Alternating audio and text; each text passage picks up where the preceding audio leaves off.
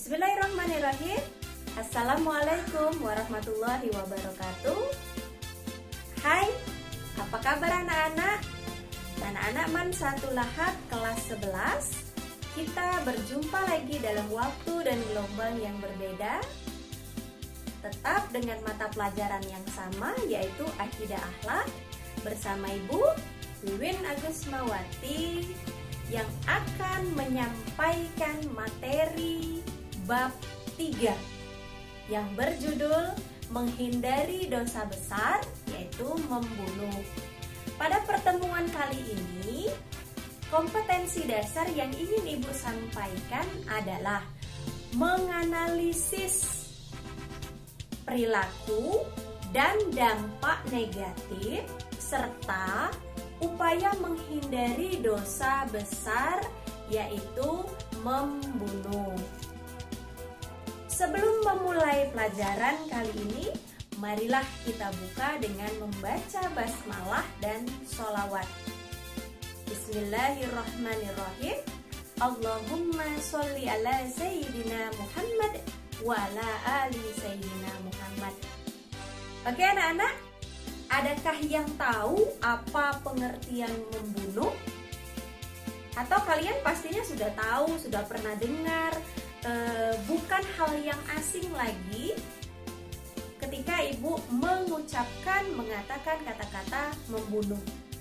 Oke, pengertian membunuh adalah suatu tindakan menghilangkan nyawa seseorang dengan cara yang melanggar hukum maupun yang tidak melawan hukum.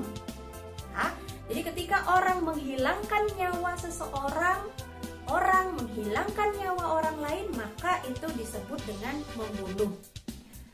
Biasanya latar belakang seseorang membunuh itu banyak motifnya. Ada motif politik, ada motif cemburu, motif hutang, kemudian ada juga motif dendam, ada juga motif membela diri. Banyak yang lain-lain motif yang tidak bisa Ibu sebutkan di sini. Kemudian ada lagi pembunuhan itu dilakukan dengan berbagai cara. Ada yang memberikan racun, tapi yang paling umum adalah menggunakan senjata api dan senjata tajam. Itu adalah dua alat yang sering dan umum digunakan oleh para pembunuh. Baik itu pembunuhan disengaja ataupun tidak disengaja. Ada juga pembunuhan yang dilakukan dengan menggunakan bahan peledak seperti bom ataupun yang lainnya. Kemudian, apa dasar hukum dari membunuh itu? Bolehkah kita membunuh? Atau Allah menerangkan dalam surat Al-Isra ayat 33 yang berbunyi, A'udzubillahi minasyaitonirrajim. Bismillahirrahmanirrahim. Wala taqtulun nafsallati harramallahu illa bilhaqq. Yang artinya Allah berfirman, dan janganlah kamu membunuh. Janganlah kamu membunuh jiwa yang diharamkan Allah, melainkan dengan sesuatu alasan yang dibenarkan. Itu dalil yang pertama. Kemudian dalil yang kedua terdapat dalam surat An-Nisa ayat 93. Allah menerangkan bahwa Allah mengancam akan memasukkan ke neraka jahanam bagi pelaku pembunuhan. Jadi intinya bahwa hukum membunuh itu adalah haram. Kemudian jika ada dua orang yang berselisih, seperti gambar berikut, ada dua orang yang berselisih, kemudian salah satu di antaranya meninggal karena terbunuh, maka kedua orang itu sama-sama masuk neraka.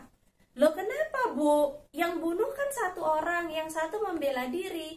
Ketika ada dua orang yang bertikai, yang berkelahi, itu logikanya bahwa masing-masing si A dan si B mempunyai niat untuk saling membunuh. Hanya kebenaran mungkin yang A lebih dulu membunuh yang B.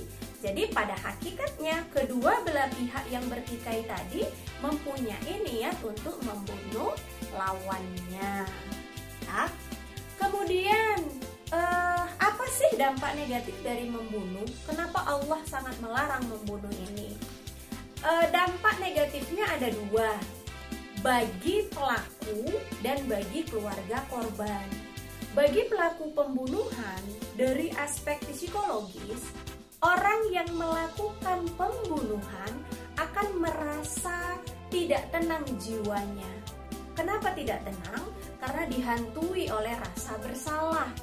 Bagaimana tidak? Dia sudah melakukan dosa yang paling besar, yaitu membunuh, menghilangkan nyawa seseorang. Kemudian jiwanya tidak stabil. Dalam konteks keagamaan tentunya dia pasti akan dimasukkan ke dalam neraka jahanam. Itu balasan yang setimpal bagi seorang pembunuh. Kemudian bagi anak kecil korban dari pembunuhan itu akan menyebabkan trauma apabila dia melihat proses pembunuhannya.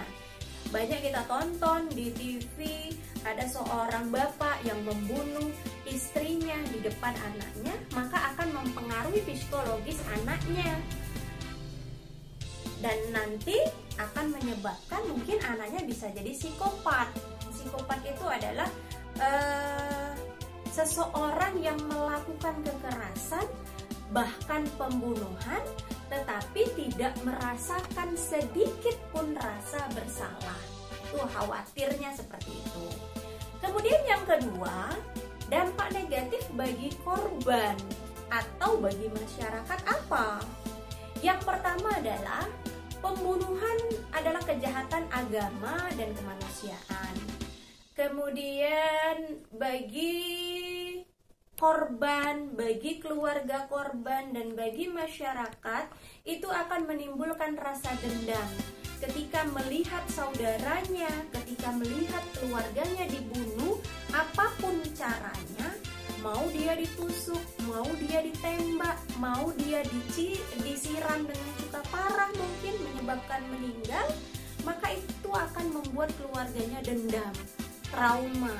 Bagaimana caranya? Mungkin dia akan pengennya keluarga bahwa orang yang membunuh akan mendapatkan balasan yang setimpal dari yang dia lakukan.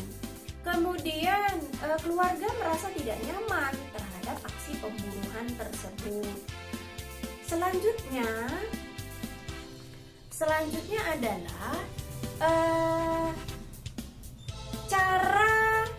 cara menghindari atau cara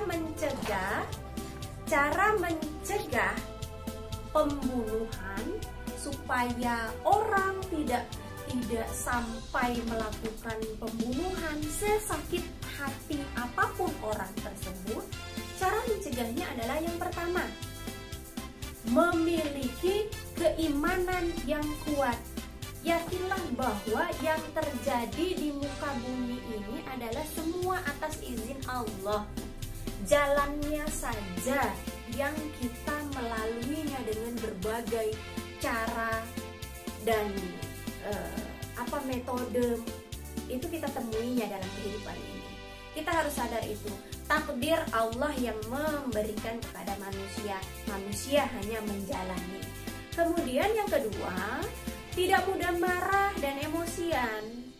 Jadi kita hadapi seluruh masalah itu dengan santai, tidak langsung marah, bahwa yakinlah setiap permasalahan itu bisa diselesaikan dengan baik. Kemudian yang ketiga, memiliki rasa cinta dan kasih terhadap sesama. Yang keempat, hindari mempunyai sikap yang egois. Jadi kalaupun memang orang lain punya hutang kepada kita, ya kita maklumi kalau dia belum bisa membayar hutang. Atau supaya kita tidak ribet untuk menagih hutang, ya jangan dipinjamkan hutang kepada orang yang memang rajin menghutang. Kemudian mencoba berusaha untuk memberikan maaf kepada orang lain. Allah saja memiliki sifat Al-Afu, Al-Ghafar, pemberi maaf. Kenapa kita manusia tidak bisa memberikan maaf kepada orang lain?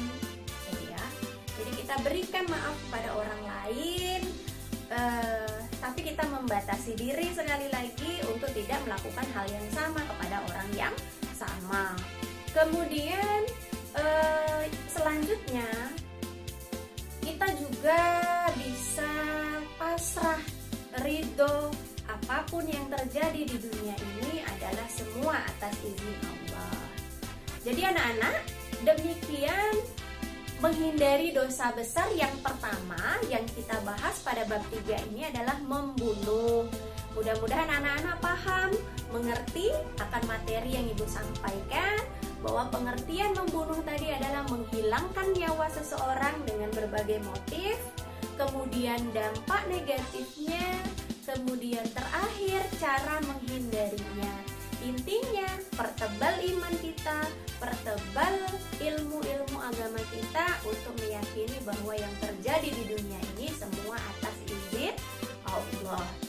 Oke, demikian materi kali ini. Bagi anak-anak yang belum jelas, bisa mencatat, bisa menuliskan pertanyaan dalam timeline di e-learning madrasah, atau bisa kalian tulis di kolom komen di YouTube tempat video ini akan Ibu unggah. Demikian, terima kasih atas perhatian anak-anak. Tetap jaga kesehatan, tetap semangat, tetap bahagia supaya imun kita tinggi untuk melawan beberapa virus yang akan masuk ke tubuh kita. Demikian, kita tutup dengan membaca lafaz hamdalah. Alhamdulillahirabbil alamin. Billahi taufik wal hidayah.